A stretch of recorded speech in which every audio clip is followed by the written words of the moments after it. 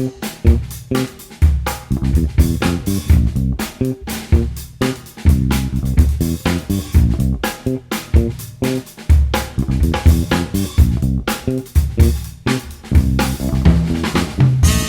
everyone. Welcome back to the Dan Nessel Show. I'm your host, Dan Nessel. You know, one of the topics that keeps coming up on the show, and for good reason, is storytelling. My guests and I have made it pretty clear that the age of telling people about like some facts and figures, maybe some benefits and give them a discount and a number to call, those days are over. Now we have to connect with audiences emotionally, authentically share values and experiences and stories, visual, audio, text, or otherwise, that have a setup, a conflict, and a resolution. That's what humans relate to and trust. But it's got to be done right. My guest tonight has built his career and now his business on telling stories the right way, with the right tools. He's a former sports broadcaster and producer who has been at the forefront of video and broadcast storytelling for nearly 3 decades.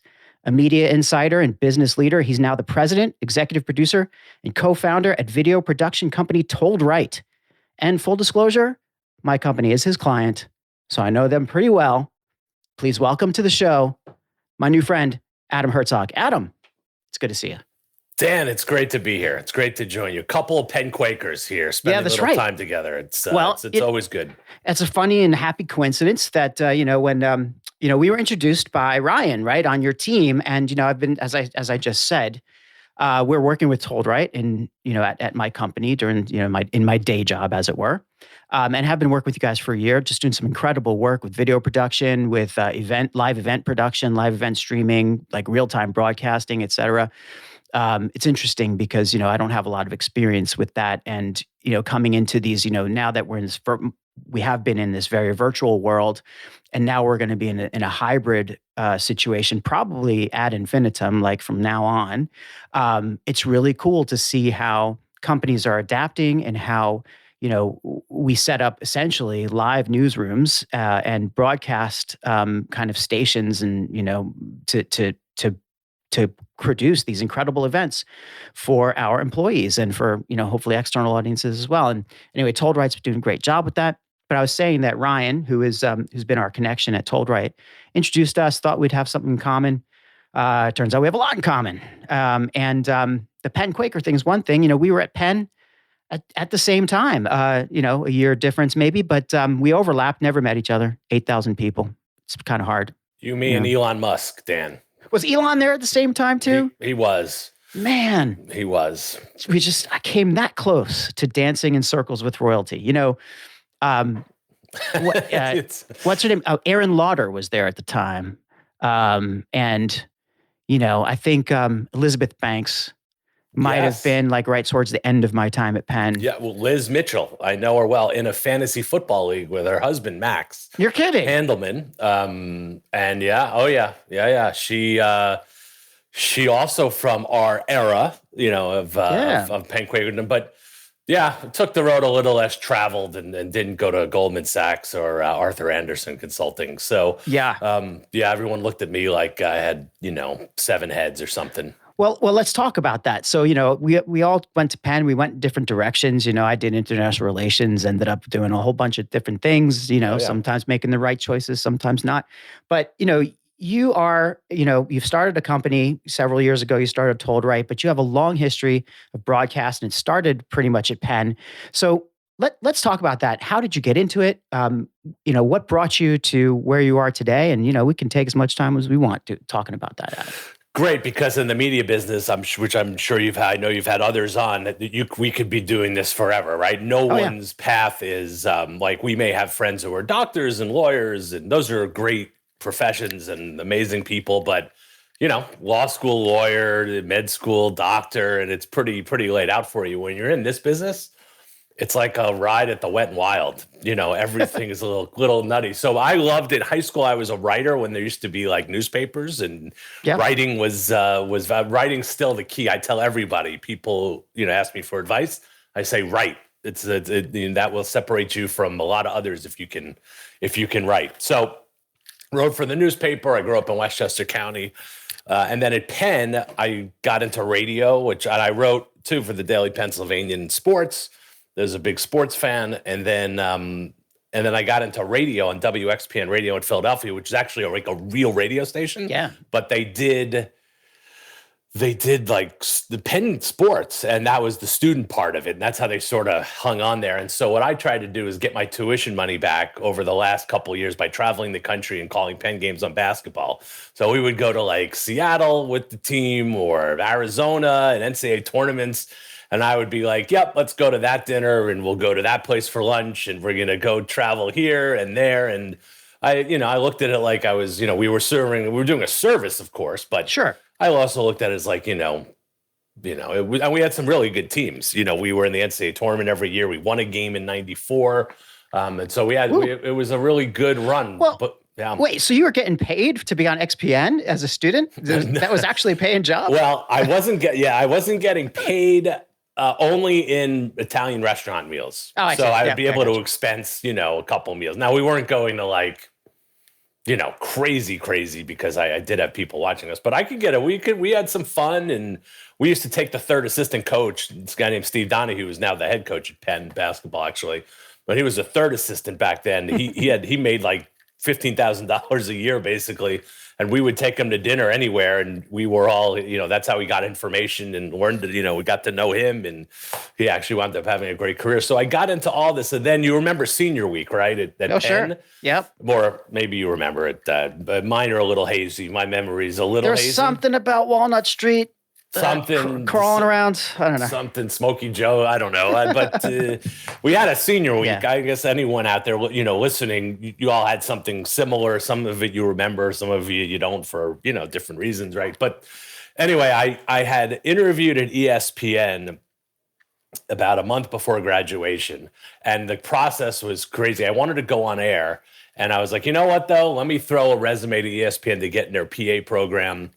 And I was like, let me go up there. And what you did back then was ESPN, it was like one of those Malcolm Gladwell times to be there. It was really small, and really intimate, and it really was an amazing experience. And you wound up going, and everyone hired talent and PAs, producers, everyone went through one guy, and he would give you like a sports test. Like if you went to Arthur Anderson, wherever, they might ask you about accounting principles or other kinds of things.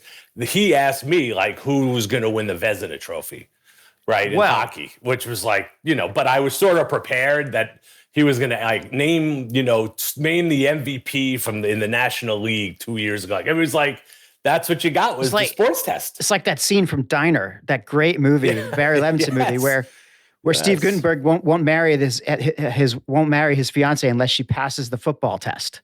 Has to answer all those questions about football. So you were trying to marry ESPN, so wait, you said it was kind of Gladwellian at the time. How big was the company? People think ESPN now, of course, massive, right? I mean, ESPN is a mega company, and it's not just sports. It's across all media now. So back in, we're talking about the mid 90s, right?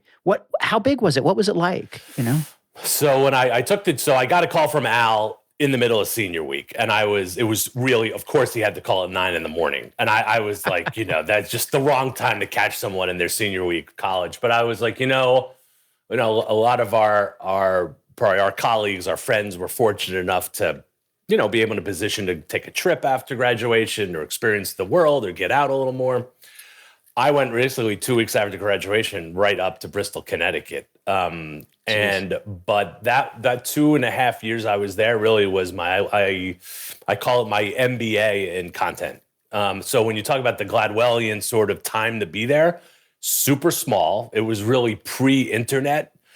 Which means you had to do things manually. Like I didn't get an email. I left September 97. I just got an email basically. So, and everyone was together, talent, producers, PAs. It was really, it's almost a laboratory of content. And the people who came out of that laboratory are in some pretty serious roles across media and sports media and have done some pretty amazing things actually. So it really was one of those, when I read that Gladwell book about, just those times and places and history and moments and companies that were just those magic in a bottle moments, for me it really was with ESPN. And what happened, you worked your tail off Yeah. You didn't know your schedule more than a month in advance. You often worked 6 days, which they paid you time and a half for, but they would be thrown in your schedule. And then a lot of the time sports happen at night, right? So you're working till 3:30, 4 in the morning, but it was an amazing experience. And it really was my MBA in content. And that's where I learned how to tell stories, whether a story is like a 30-second highlight of like a Yankee game, or a 2-minute football highlight for Chris Berman, or a feature I would cut. I actually cut a feature in 96 on Ivy League basketball, doing, coming close to pulling a lot of upsets. And then that year in 96, Princeton had upset UCLA, the defending champion, at the buzzer. And that sort of made me at ESPN. I suggested the piece, I wrote it, I cut it. Keith Olbermann, who was this big Sports Center anchor at the time, tracked it. And as the producer, who was one of my mentors, said, you really made the show, look good with that suggestion. I got a little lucky, because who knew Princeton was going to be defending champions UCLA? But sure. There it was. And it really was an amazing time to just do a lot, learn a lot, and be exposed to a lot of great talent. So let me just ask a couple of questions about that, because you said it was a content lab. Now, here we are in what I hope to be, basically rounding out maybe the first half of our lives, maybe the first third if we're really lucky. And medical science being what it is, it could just be the first third. But the point is, right, I'm playing like the 12th hole, basically. Okay. That's about right. Okay. But here we are. And I think of content, and my head goes immediately to digital, right? It goes to written and video content that we're exposed to every day, all the time, inundated across a bajillion channels. And that's a real number. Like all these channels out there. And, of course, we all hone in on what we want.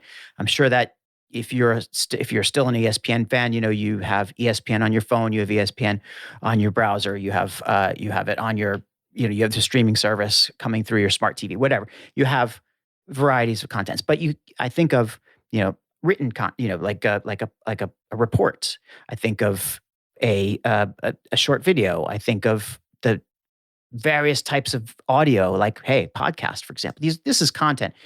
You're back in the day, which was the mid 90s, it wasn't digital. I mean, it was getting digital, but you said it was a content lab. What were the kinds of things that you were producing, right? And like, how much different was it? Like the core skill, and maybe this is something to touch on, is that core skill of writing. How'd that play through? And how different was it? Like, what were you producing?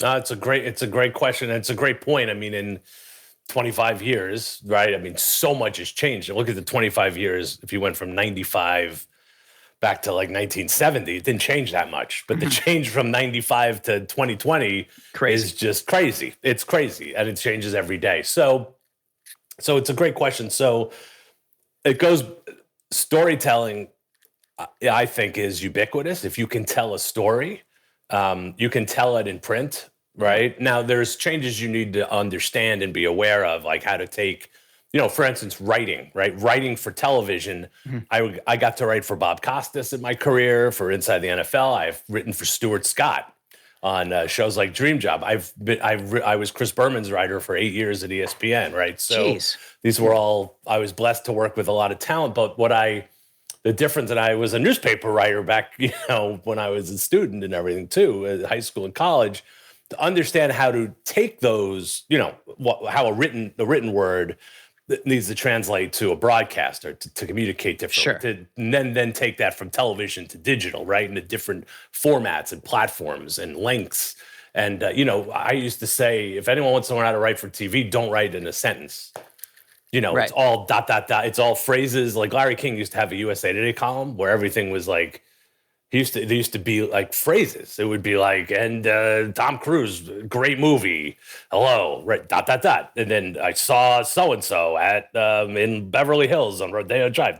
So really that was a really terrible Larry King impression. It sounded good to me, but really, really bad. I'll work on it then for the sequel of this. I'll be back on it. But just understanding that. So then understanding that if you're trained to tell a story. So I say, look, a 30-second highlight, whether you're watching it on your phone or you're watching it on a television, it's still a story, right? Now, when it comes alive with someone's voice and their passion and maybe her insights or her humor that give you the magic behind that highlight, but it's still a little story. If you can tell that to me in 30 seconds, and then again, longer features that are more written, whether, about an athlete, about, someone like Tiger Woods or going for a record or, and then they do longer features, right? On ESPN, a lot of us have been touched by the 30 for 30 documentaries, right? They could extend to an hour-long documentary. So understanding the craft of how each format's different is important, but at the baseline, it's a ubiquitous trait. So if you can, at toldright, I tell people all the time, we put Emmy award-winning feature producers who have been on podiums with Emmys on like Paper Jam videos, right? Yeah. I mean, and then just how do you retell the Paper Jam video from 1985 with the guy in the Argyle sweater into an audience that's 2022 and needs to understand how to do it quickly, simply, and in a more modern, fashion. So, sure. But it's a great question about storytelling and writing and then so at ESPN, what I learned was how to do that 30-second highlight, distill a 2-hour game into 30 seconds, right? Or a minute. And then I learned how to tell a story and craft a story with sound bites and images. And then I actually wound up, when I left ESPN, doing documentaries for History Channel, where History Channel thought they might have a sports audience. We were the test case that they didn't. But then I got to write and produce and direct 3-hour-long documentaries for them. So I've been blessed to be able to have these opportunities and see all the different kinds of differences and write and produce all that kind of content. Yeah. And then, of course, it has to translate today into the digital world, as you were saying, understanding how to communicate on the platforms that we're on 24/7. So it sounds like really, that the medium, of course, dictates in many ways the format that you're going to use, but the core is the same, right? The core of the story is the same. What are the elements of the story as far as you can tell? Like, I've heard this a billion times for different people, but I'm curious about your take. Like, if you had to break it down, what makes a good story, whether it's 30 seconds or a 3-hour documentary? Mm-hmm. No, that's also a great question. So you're looking to make a connection. Yep. Right. At the end of the day, it comes down to connection because we watch so much stuff. I mean, I don't know about you, but I'm on Twitter all the time. Oh, yeah. I'm looking at everything, right? I'm on a million websites, keep up with the news, keep up with our trends in our businesses. You're always reading, you're always watching, so it's about a connection. So then how do you make a connection with whoever you're trying to reach? It's through emotion, right? Humor, emotion, something stunning visually. Like, how much viral stuff have we seen where it's just like, whoa, that looked just great. I don't know what it was, but it like really caught my attention. So commercials, obviously, a good example of that too, more formal commercials, but that's what it comes down to, is connection. You need to connect with your audience. And that is what, and then figuring out how to do that is using these different techniques and different kinds of formats to make that happen. Yeah, ultimately it's that emotion, right, that builds trust. I think I said that earlier. And, we've learned, I've been in marketing for, however many years I've been in marketing and communications. And, we've been through these phases where you have a new medium, and the first thing that people do, if the marketers flow to the new medium, and they're like, okay, here's a way for me to show that, my widget goes faster than the other guy's widget, right? And my widget is cheaper than the other guy's widget. And by the way, my widget comes in 45 colors and theirs comes in 6, right? And I can do that in greater volume, and I can do that and hit people all over the place if I pay for it. And I can just shove this in people's faces on now 45 different screens. Holy moly, right? That's the temptation. And that's what a lot of marketers and a lot of marketing departments ended up doing, I think, early on, right? But there's no story in that. There's nothing, the key that you pointed out there is that emotional connection. It's getting to that I think is where, that writing skill, I'm with you, man. I always fancied myself a writer, and I do write things on occasion. And there was a period of time where, I was I was a recruiter, and I was working as a sort of HR type of like doing some HR role inside a company in Japan. And I was like, fuck it, I'm not doing this anymore. And I got business cards printed up that said I was a copywriter because I knew I could write.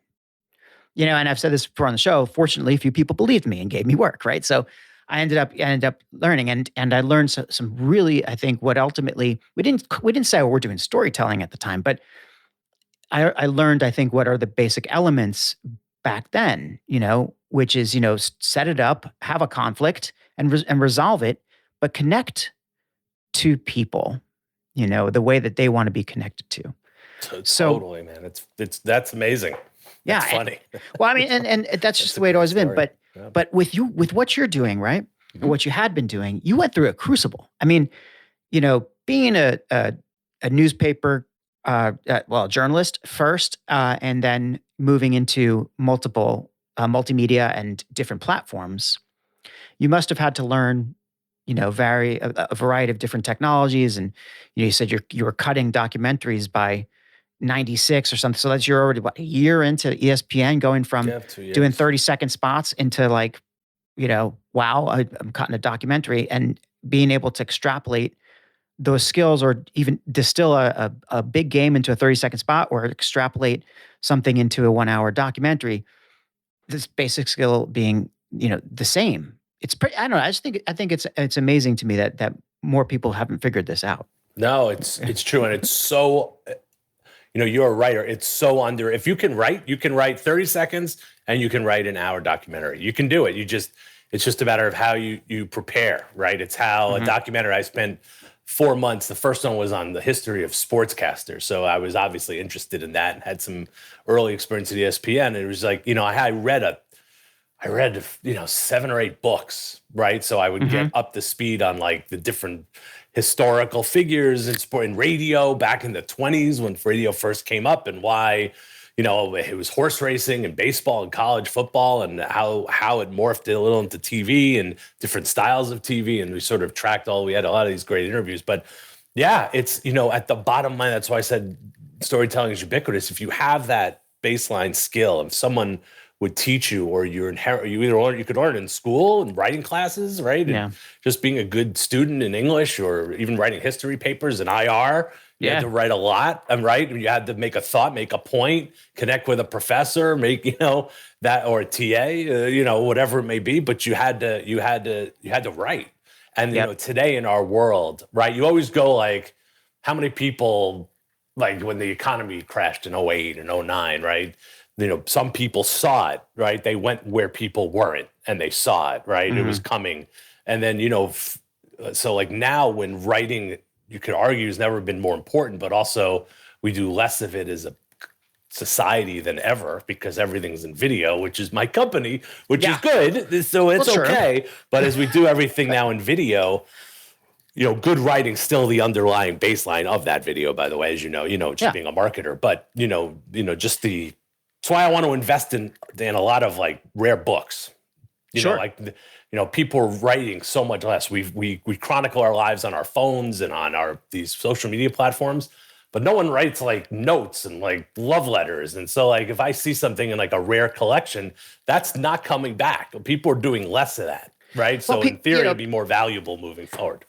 People are writing, if you consider like, social media posts and texting new forms of writing, right? And you could do a whole entire story in just a text. I mean, there's a lot of a lot out there about the shortest stories ever written. I've had some people on the show, and we work with some great like storytelling storytelling for business writers and consultants. There's the famous. I think it's attributed to Hemingway, but I don't know if it's his. Somebody asked him to write what's the shortest story ever told, and he said, I think it was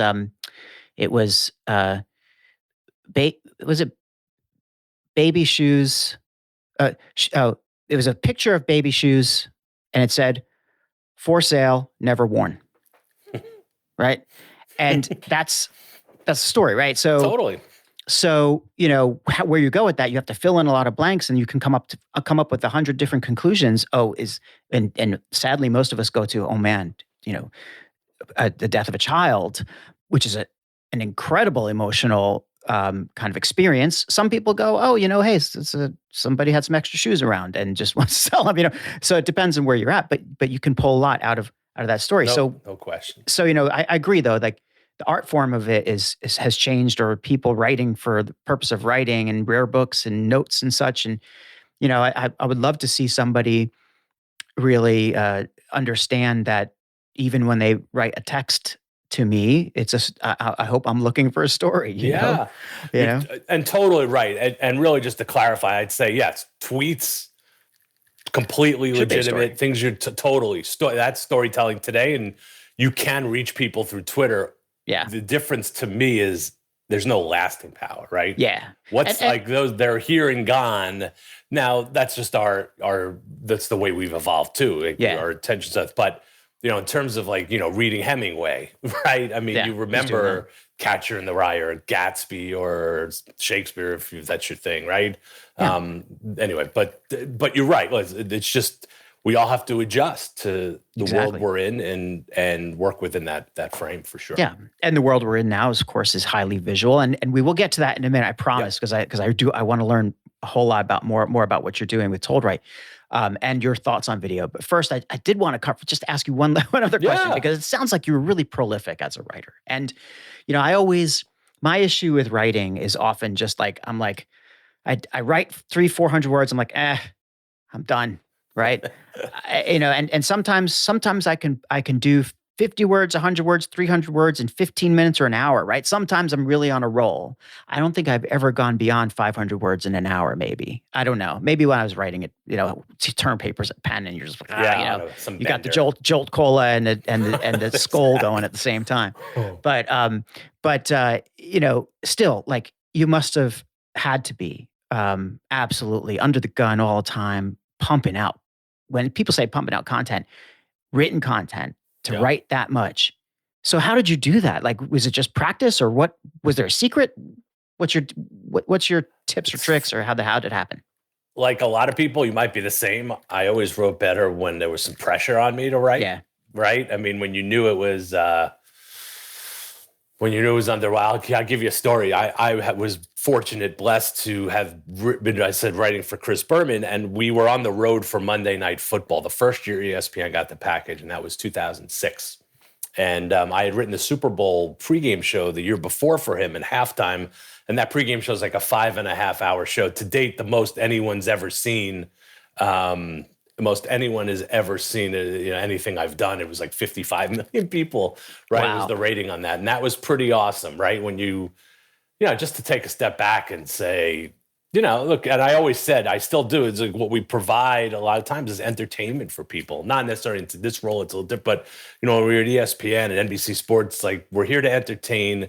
We do provide a service to people, and they escape, or they get pleasure out of what we do. But anyway, so I'm writing for Chris Berman, and so I would fly in on Sunday, and the rundown to the show would get put in, and then I'd have to write it and be ready for him Monday, early afternoon. We would review it, and then go in and have the show on Monday late afternoon. So anyway, so I would sit there kind of like sketching it out Sunday night late. Yeah. And then I'd be bored like you. I'd be like, well, maybe I'm going to go do this. Oh, I'm going to watch the end of this game. I'm going to see that. Then, I would walk the city we were in. And so the most impactful one was we were at the reopening of the Superdome in New Orleans after Katrina, which was, U2 was out. It was unbelievable.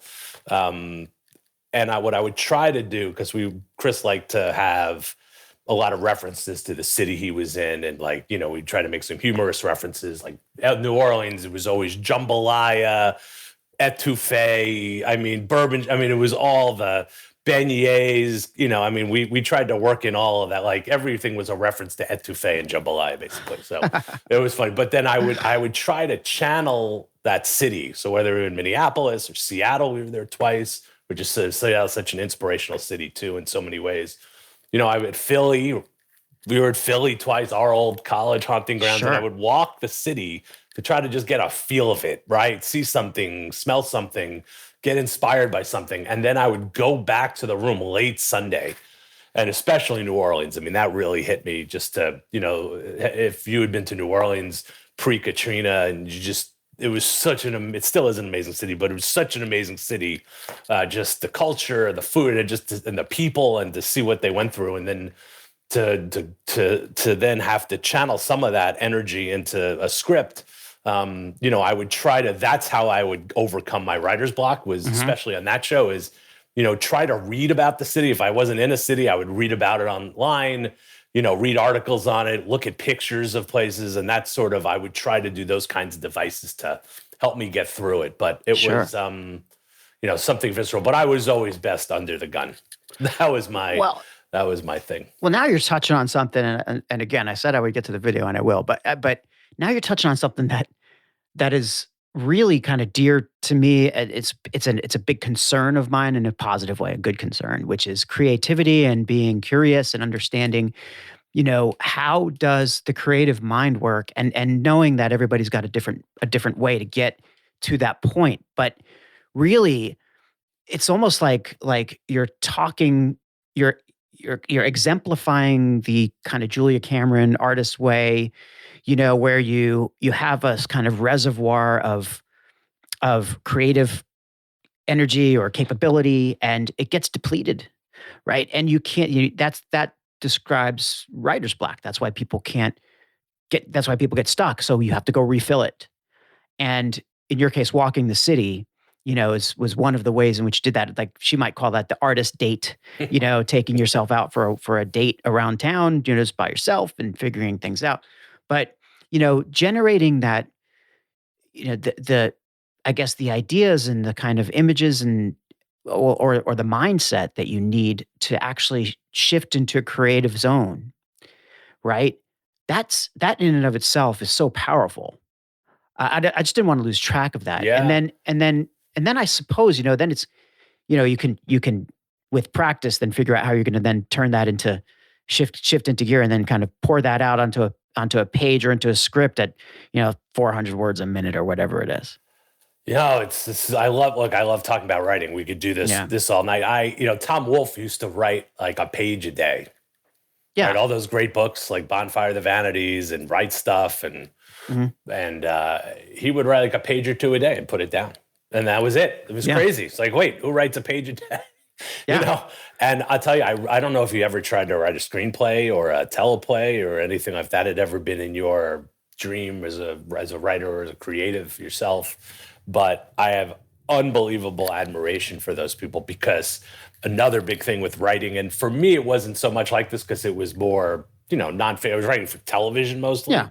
But it was the fear of failure, right? If you're writing a screenplay and you're putting yourself out there, right? And we all have it as writers. You too. I'm sure when you put that copy out there and you're like, you're bothered or whatever. And me too, I guess. If I'm sitting with Chris or Stuart or Bob Costas, I mean, writing for Bob was just unbelievable. I learned so much from him, but it was humbling too, because he wouldn't mince words when he didn't like something, but he would help me make it better. And that was why he's such a genius. But anyway, so for screenwriters, or just to sit and write without that deadline normally, unless you're working on a weekly show, it's just so impressive. I really have great admiration for those people. I totally agree. And I've never tried a screenplay. I've proofread one or two, but I've never, I didn't know what I was doing. I was just like, reading for the dialogue mostly. But there's a form there and a kind of practice that people get into, and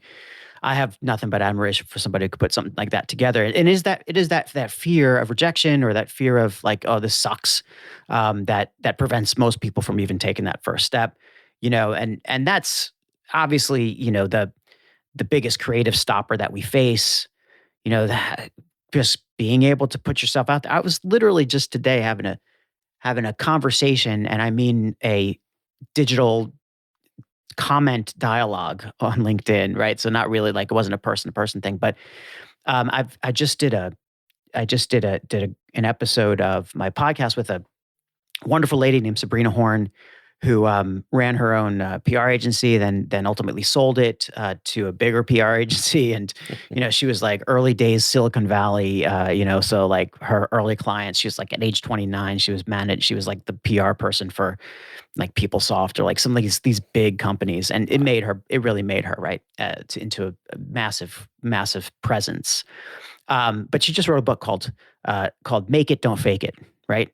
And a lot of this whole thing about fake it till you make it, which is the worst advice maybe you should probably ever get. Mm-hmm.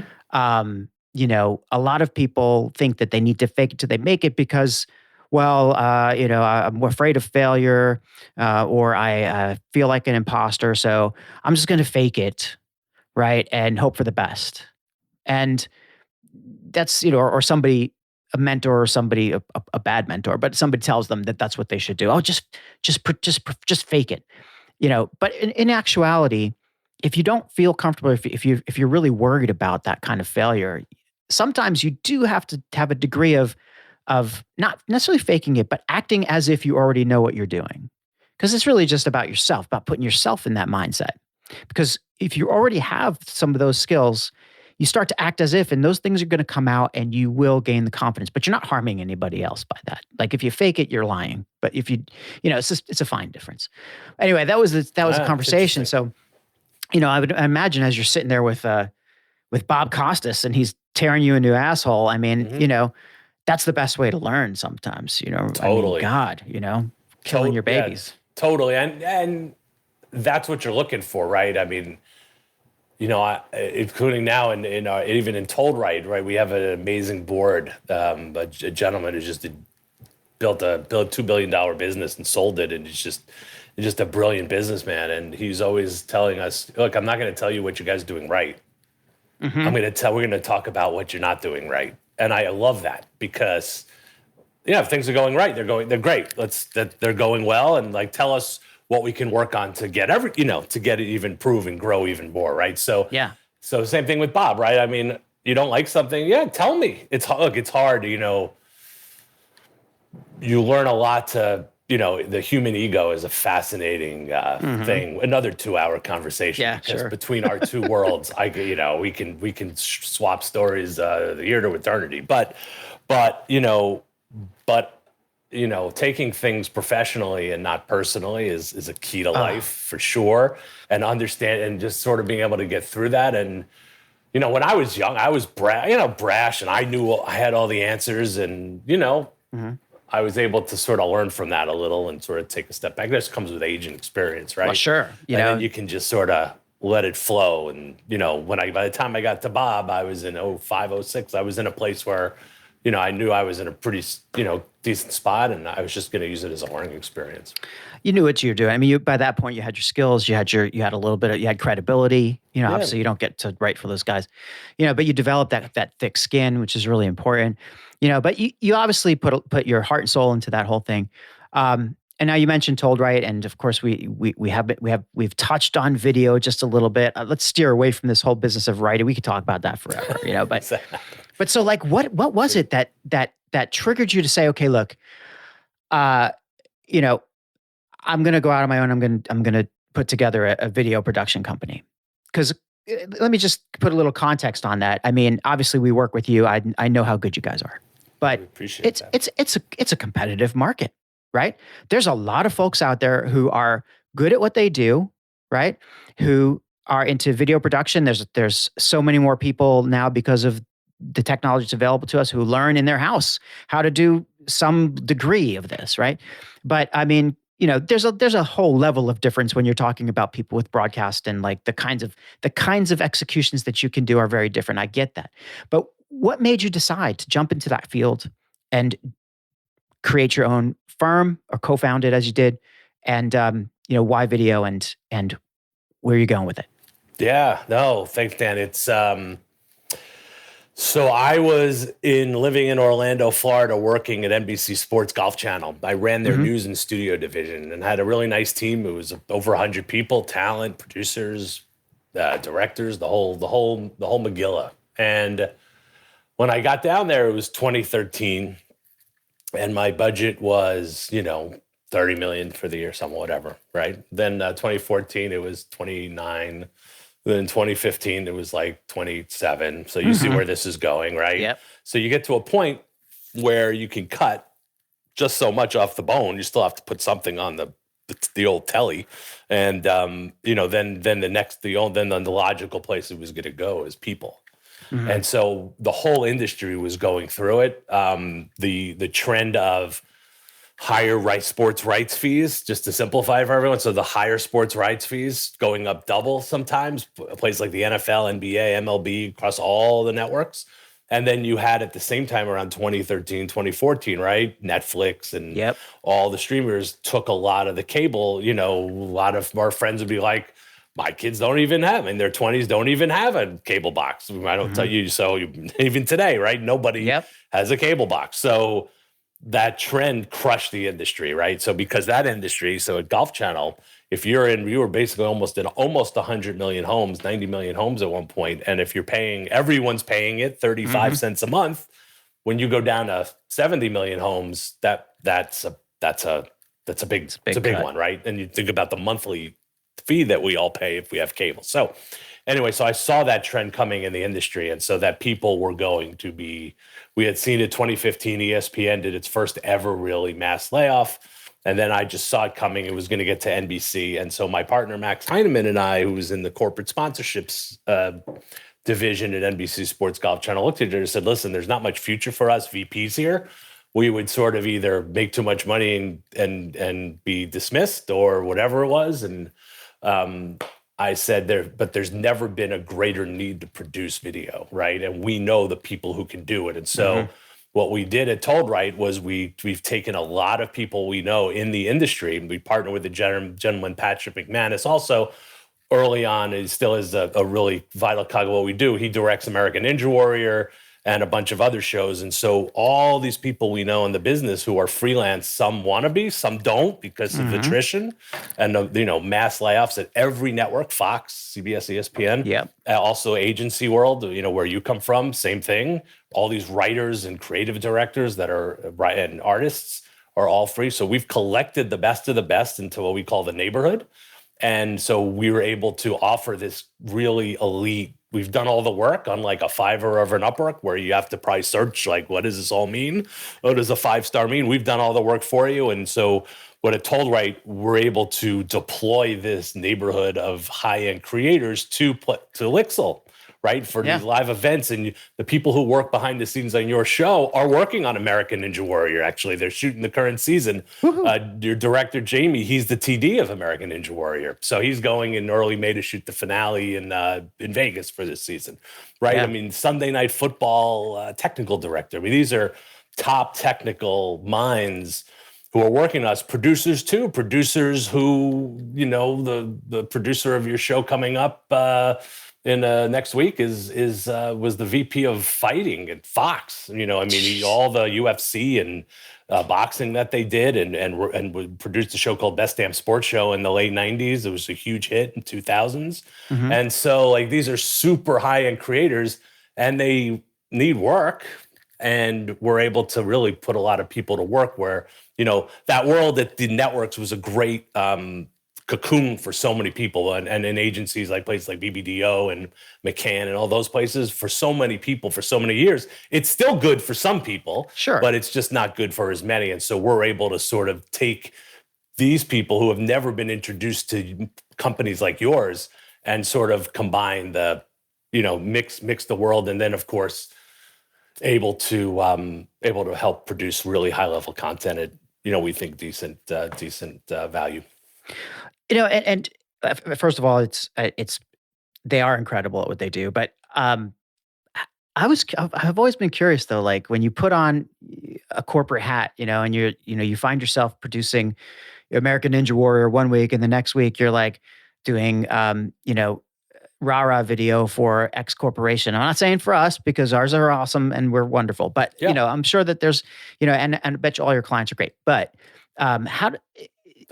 does it take a certain type of person like to say, okay, boy, I'm doing like, Monday Night Football one day, or I'm doing the Olympics one day, and here I am now at an office park in Muncie, and what's going on with this? Like putting the same effort into that as they do into their you know broadcast career. It must take a special type of person. Yeah, you're right. You're right on with that. It does, because the world of television, people have been beaten down over the years, right? In the 80s, 70s, yelling bosses, right? A lot of screamers, if you've seen like in movies, it's been parody or elsewhere, but the screaming person in the truck, and you miss a graphic and everyone starts yelling. So, and the hard work it takes to work in advertising or television, the hours, getting beaten down also in the agency world too, right? Tough bosses, screamers, not good enough, go back, write 1,000 more lines, I'll see you at 5 a.m. kind of thing. It's that there's a ubiquitous, use that word again, work ethic. Yeah. I think for creatives in those fields, that they're trained to say, okay, you know what? I'm working on this. You're going to get 100% of me and what I do for the company in Muncie or Kissimmee, Florida, as opposed to, ESPN and NBC for Ninja Warrior, because, if anything, the world has taught us in the creative world in the last 5 to 10 years, it's that you can't take anything for granted. You have to be at your best every day, because if you're not, there's no jobs. You can't. I'm going to get a job at ESPN tomorrow. I'm done with this company in Skokie. I don't need to deal with toldright, but you do, because you can't go back, right? There's no ecosystem there anymore. So you better bring that same work ethic you did to busting your hump at those places and bring it here. And a lot of them recognize that. It's also why when someone's called the magazine called this the Uber Black of content, which is somewhat an interesting analogy for us. Yeah, but we get in the car with you, right? We have to get in the car and make sure that the process goes. You're not going to cancel the ride in 5 minutes before the thing. Exactly. Like, that's why we love our creators, but what we tell them is we want you to focus on doing what you do best. Let us handle all the work and the business part of it. And if there's any issues, come talk to us. We'll talk to the client. And that's why it's become a huge part of our business, because as much as we love creative minds, and plenty of them, you can't always just drop them off and say, all right, you got to go produce this, 30-second spot, go figure it out. It's not the way it works. Yeah. That's exactly right. I mean, from the experiences I've had with a lot of creatives, but I wanted to ask you, and this is not a loaded question in any way, shape, or form, not because I'm working with you guys, but shifting from TV to corporate, like, I get the sense that your corporate clients are probably a whole hell of a lot more grateful for the final product of the finished product than maybe a typical TV crew might be, or executives at a network, right? What have you found that to be a driver for you? And is there anything, like, is there a there? I'm just curious to see, like, if you've noticed a major difference. Yeah. And look, Dan, and honestly, truly, if you weren't sitting here and me on this podcast, I would tell you and anyone, you have a great team, and you all do appreciate it, which is great. And we just love that spirit. And I would say, without a doubt, it tends to be mind-blowing for a lot of people, because what we're giving people, especially if we do a live show for them, because Zoom is so crappy, right? And it's just as a company, you want to, right? Companies want to present their best and a polished thing. So, like, people didn't know how to get it, right? And we could give it to you in a way where, what we've done is we've taken the production truck out of a show like that, which is pretty amazing. We've unwired it. It's all on the cloud. So normally, if we were to do a show, like we're doing one with an RV company next week in Florida, which is a hybrid show as well. And normally you need a production truck, and you'd have, 6 or 7 engineers and all these people, and it would be a 30-person, 20-person crew. Then you'd be there for a couple of days, and you need a satellite truck. Now, the number of people that work on these shows is like five people can do it. And it's incredible. And I think when people see the results. We've been blessed that our clients in general have come back at a really high rate because of what we offer. And what's really interesting is that, right, these two worlds have never really combined. Corporate America with this high-end TV advertising world for efficient videos, have never really intersected, like, just because, again, that cocoon of ABC, ESPN, Fox, and CBS, how so many people that they could train them and hog them and really bring the best. And then when they didn't have room for them and they had to let them go, now we can give them to all these clients. Like, well, where did these people come from? Yeah. Like, you can do all this stuff this quickly or this efficiently. And anyway, so that's been a nice realization of sort of, that was our bet, right? Is that taking that Emmy Award winner to the Paper Jam video for the tech company, that was going to work, right? Sure. And with getting in the Uber with you, but and it's yeah. I mean, look, you have on a virtual show there, you got 10 to 12 Emmys on the crew, between Olympics and Sunday and Ninja Warrior and Sunday Night Football. It's incredible, right? And it's kind of work because of the work ethic and the way people just approach their jobs. Well, it definitely shows, comes through in the experience.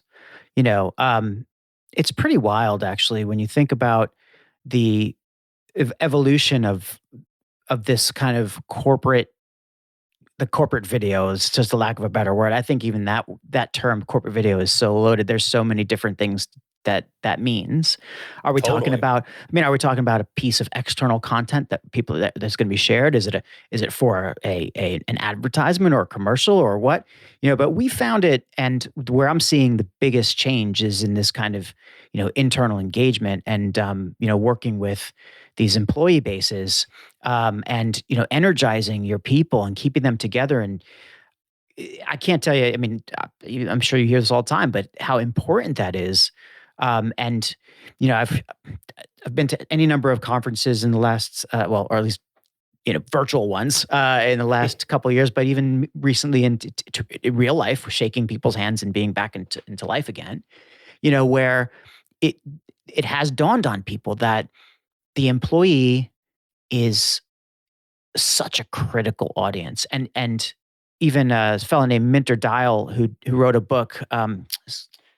Most recent book's called "You Lead," but he's a podcaster. He's done a whole lot of great stuff, Minter Dial. And I was on a conference call and I heard him say the most curious thing. He's talking about how what you hear a lot, which is things are inside out now. You have to go from the inside, the employee, and the goodwill and the activation, the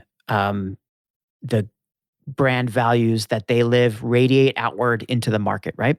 But he just said, yeah, it's a E to B to B to C business now we're in, right? E for employee, B to employee to business to consumer. I never heard that E put at the beginning of it, but it makes so much sense, right? So my point is that this is where, we're finding this. It's so important to have attention to the stories that we're telling, through these incredible interactive events, whether they're live broadcast or a combination of live and pre-recorded or whatever, but a production, a show, right?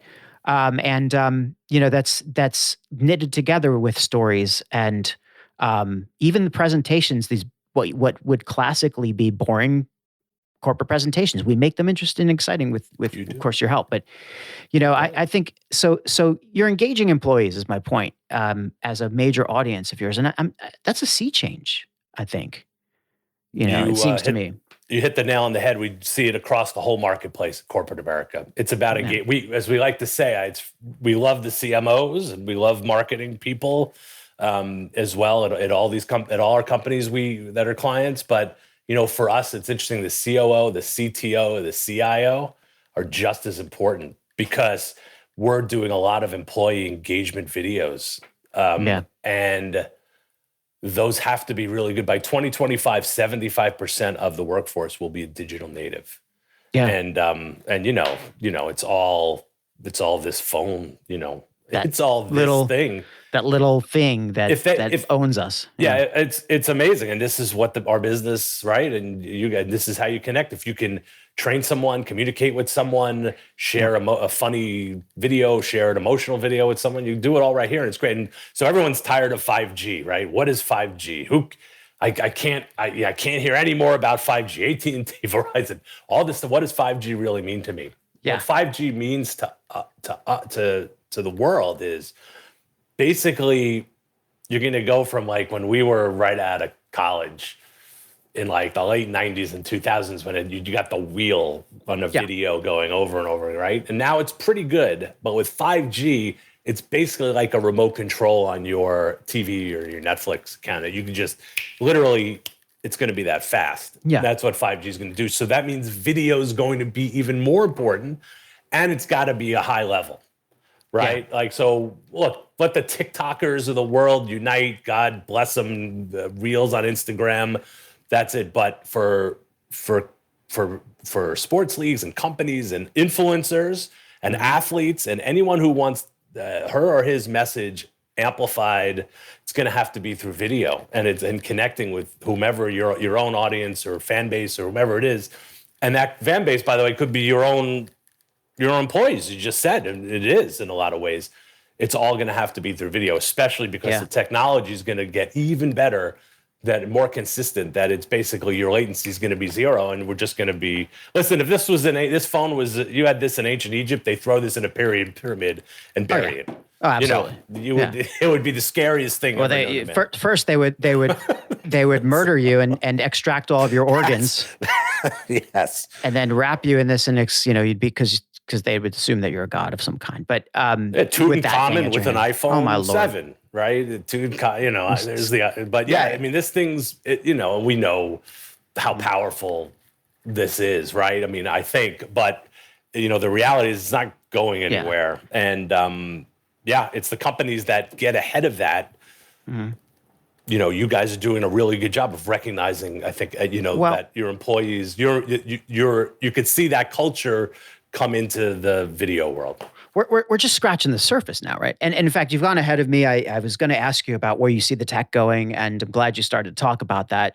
5G is clearly going to be when it actually is out everywhere, available everywhere. It is going to be a mild game changer. And certainly the demand for video, I agree that, I think video, but I also think audio has an incredible future. Definitely. It's just, asynchronous communications that people can listen to or watch in their own time, and ultimately a combination of the two, YouTube and such, is not going anywhere. But as far as technology goes, I actually wanted to ask you, like, 5G is right down the road. Yep. Right. What are you guys thinking about the next thing, meaning Web3? Like the kinds of, first of all, we don't know what the hell's going to happen. I mean, but there's enough of a think tank of people out there who are figuring it all out, I think. And certainly there are platforms where people are experimenting. We're looking at our kids, right? That you said by 2025, 75% of the workforce will be digitally native.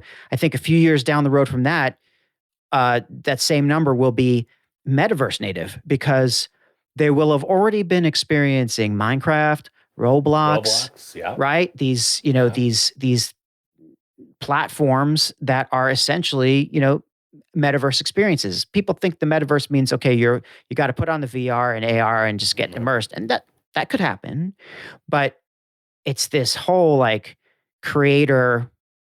You're the creator. You read, you write, and you create. You own it, right? This whole attitude. So coming into your world, where you're talking about video production and interactive experiences, where do you see you guys, or have you guys been thinking about Web3? Oh, we're in it. We're in it to win it. We're doing NFT series for the for a client that represents NBA retired players. Ooh. And we're working with a company now on a number of different they're focused on supporting diversity, diverse metaverse creators. that we're helping them with animators and other creatives on our end to sort of help them craft their ideas. Interesting.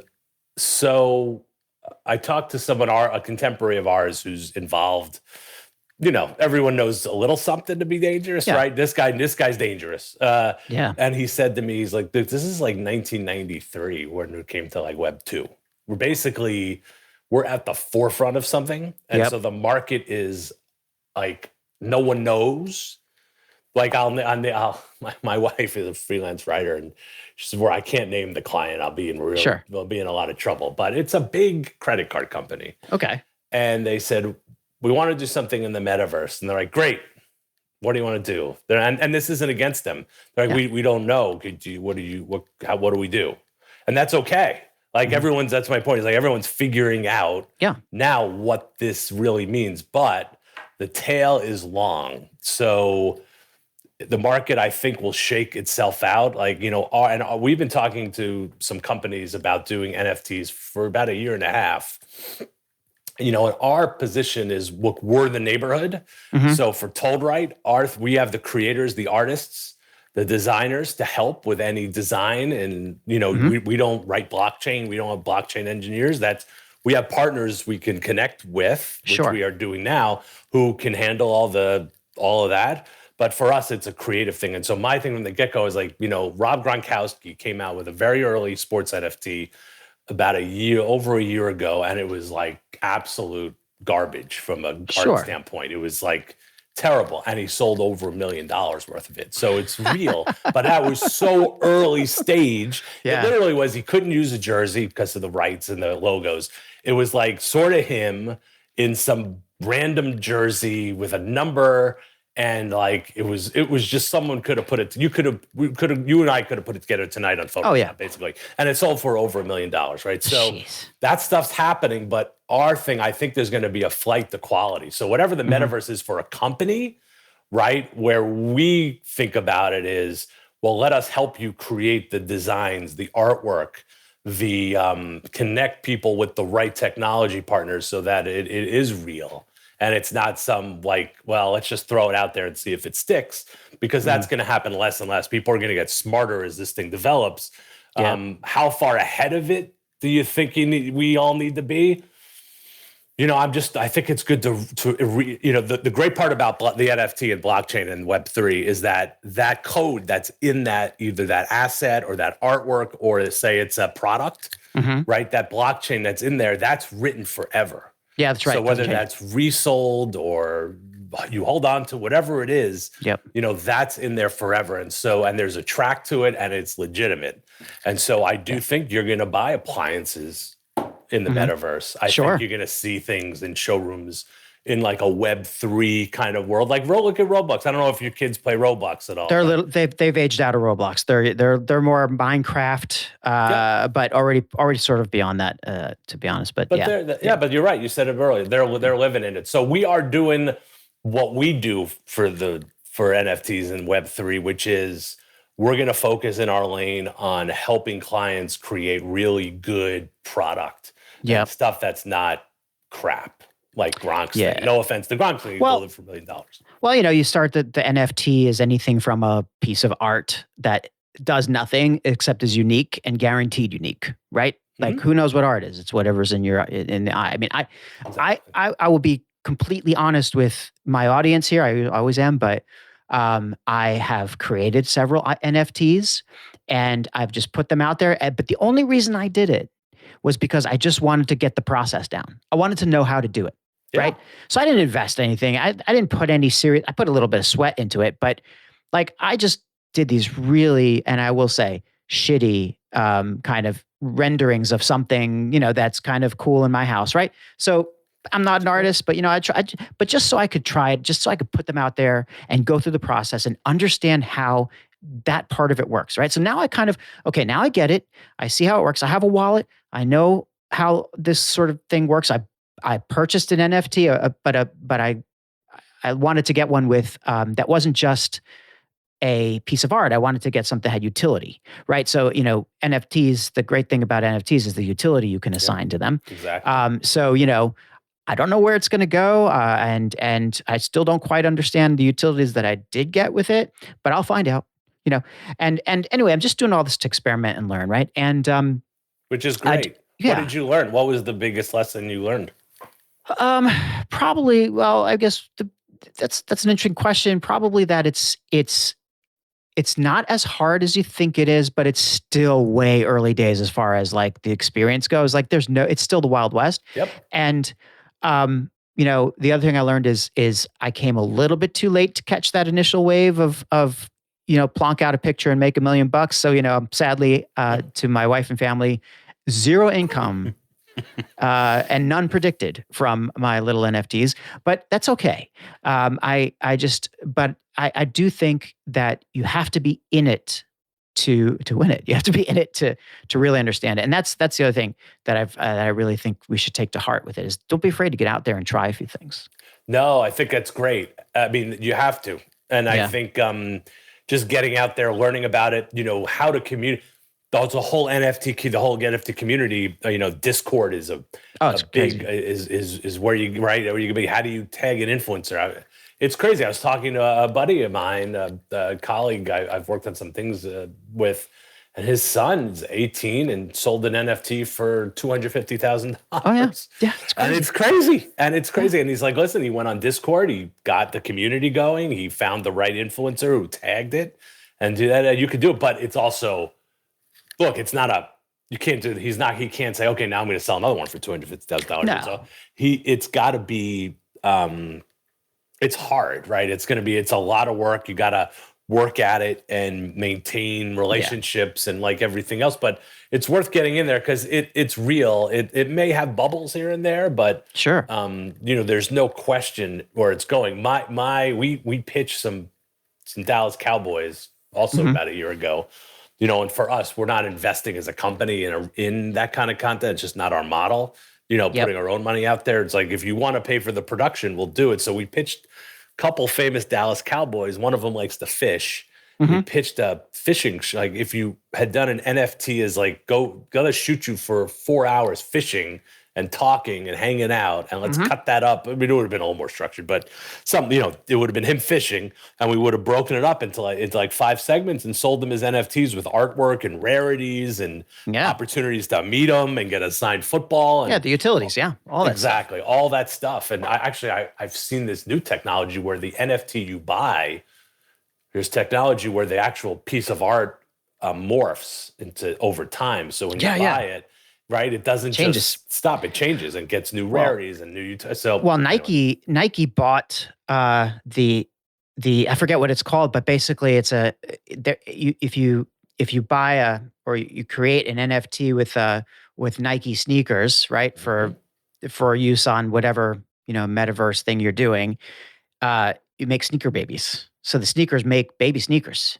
Like you buy a certain number of sneakers and then they mate essentially. And then that means that the sneaker babies are utterly unique. That's right. And that, that's an ongoing utility that you get from that. And there's nobody can take that away from you. You own it unless you lose your wallet, in which case you are well and truly fucked. Right.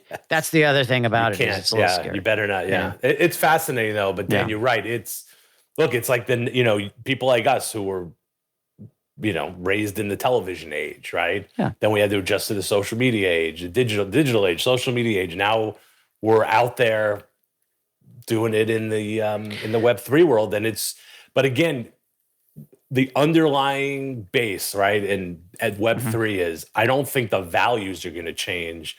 Like what's good for Hemingway writing a book in the 50s, right? What's good for a Broadway show? What's good for a movie, and then what's good for TV, for digital, social, and now Web3. I think there's certain human traits that we all recognize. Like that's not going to change. So what's good is going to still rise to the top, and I think what's good is always going to have that underlying belly of quality. A flight to quality, as you said. I think that's absolutely right. And I secretly wish that maybe I should have done those little things I did 6 or 8 months ago. But you know what? It's okay. I didn't invest. It's fine. I learned a lot. But listen, Adam, this has been a tremendous conversation. I wanted to learn a little bit more about, your leadership style and but I'm getting a sense of it just talking to you, but how you build your company, how you maintain, obviously you have so much credibility in the industry. You've been around for a while. So we'll have to save all that for another time. But look, man, it's been a really tremendous pleasure speaking with you and getting to know you. Folks, if you want to, check out Adam and see where he's at, check out his LinkedIn profile will be linked. You can his name will be spelled properly in the audio in the episode title, but Adam Hertzog on LinkedIn.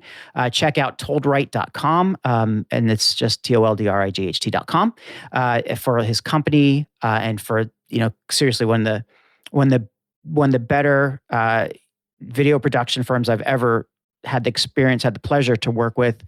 They do take it to a different level. And I don't mean that as a plug. It is what it is. You guys are doing some killer work. And it's always a pleasure to meet up. Adam, is there anything else, any place else that you can be found that I missed? Any other socials you're active on? Thanks, Dan. Thank you for the time today. And I really appreciate being on your podcast. Hopefully we can continue the conversation. Lots of insights dealing with all the crazies in the entertainment world. Hell we can definitely have a conversation about how to keep sanity and try to make sure people don't all beat each other up, right, in one big newsroom. But no, I'm social media. I'm pretty quiet, other than LinkedIn. So the LinkedIn's a good place, and toldright.com. You can learn about us. Terrific. Well, Adam, thank you so much. Always a pleasure. And I am looking forward to talking to you again sometime soon. Yeah, that'd be great, Dan. Thank you. You got it.